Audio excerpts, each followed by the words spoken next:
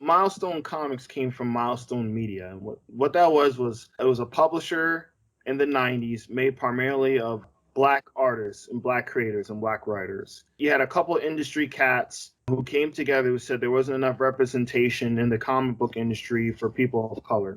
So they came together like Image Comics did, formed their own publishing group, and they were distributed by DC Comics.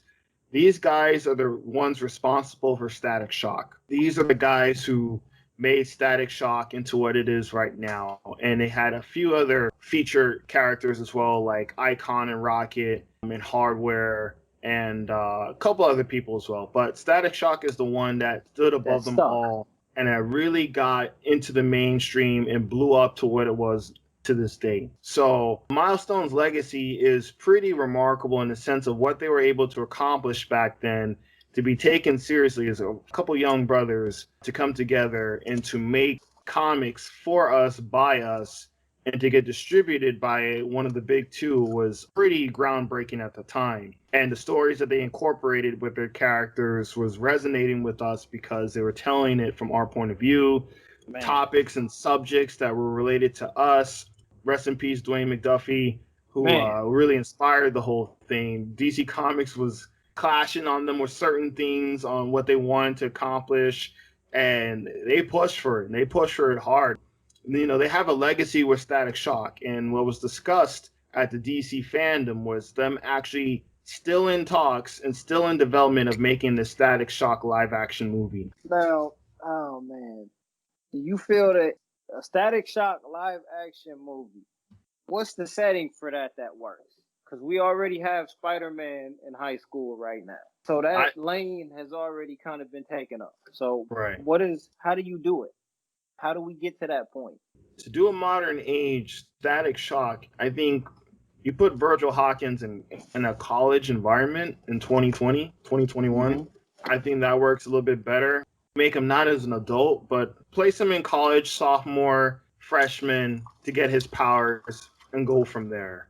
I think they got beat to the punch by Spider-Verse and Miles Morales, for sure, of having a young black adolescent relatable character to hit the mainstream and resonate with a lot of people. Even though Spider-Verse didn't make much money in the box office, its critical praise and love by the fans is, noteworthy by itself. So DC fucked up. It was real. DC fucked up, and they missed out on this opportunity for years now. They slept on the dude when he was proven. Black Lightning.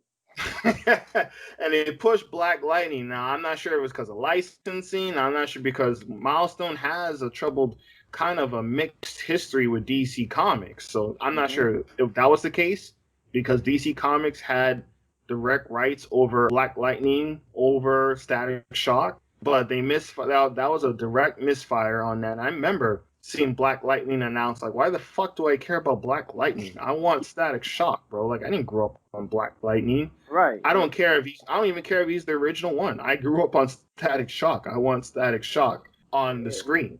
As much shit as they can retcon, bro, like, it baffles me that there hasn't been a retcon to where Virgil Hawkins at some point starts out as Static Shock and becomes Black Lightning. Yeah, that is right. But then I think that goes into the creative rights because Milestone has nothing to do with Black Lightning. So to merge the two, it's like, oh, wait a minute, you can't, why are you touching my character? You can't do that. So here, this is you as a creator.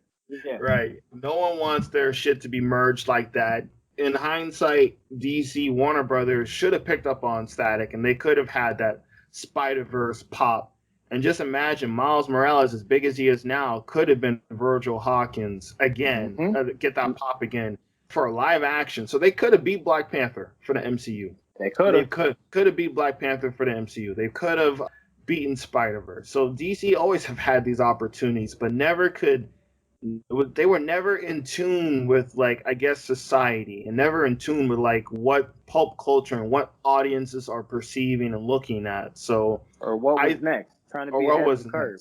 Right, right. They're always reactionary, never proactive. So I think it's cool that Milestone's coming back for 2021. I'm gonna definitely support these guys. Well, I bought a couple of their issues from some comic shops in Minot, man. I used to read them on post, and that's how I became a fan of Milestone comics outside of just Static Shock. So because it was honest and heartfelt. It wasn't forced diversity. It was legitimately for us, by us, with our kind of mindset and our mentality, and the creative process was uncompromised as much as possible. And that's all thanks to these guys who really fought for it and who really had the balls to go out there and say, yeah, let's do it, rather than just work behind the scenes and keep going with the status quo. So If I'm not mistaken, the original Static Shock comic book series was a lot more, they addressed a lot more topics. They addressed a lot more topics. The subject matter was a lot more grounded and contained to real world issues than what we were presented with in the TV series, if I'm not oh, mistaken. oh yeah, drug abuse, teenage pregnancies, abortions, all of that shit was addressed in there. Yeah, the subject matter was a lot more in touch with society than it was for the cartoon. And the cartoon served its purpose. You know, they Oh yeah. couldn't really, you can't really show that material on Saturday morning cartoon lineup. Mm-hmm. So they did a stellar job with the cartoon. It was just kind of like, what the hell happened to Static Shock when you see him slowly kind of diminish over the years, showing up as a cameo here or there, not really having his own Right. strength and having his own background to it. I mean, they literally beat Miles Morales comic book wise to the punch way earlier than him. You know what I'm saying? And so that was a missed opportunity that I think that it took Spider Verse for them to see the potential of that and really cash in on getting Milestone back in the relevancy to the modern people, because they've been talking about Milestone coming back for years, and it only took to a year like 2020 and Spider Verse's critical success for them to actually kind of get it done finally on paper, on print, on contract, and get these guys out. So better late than never.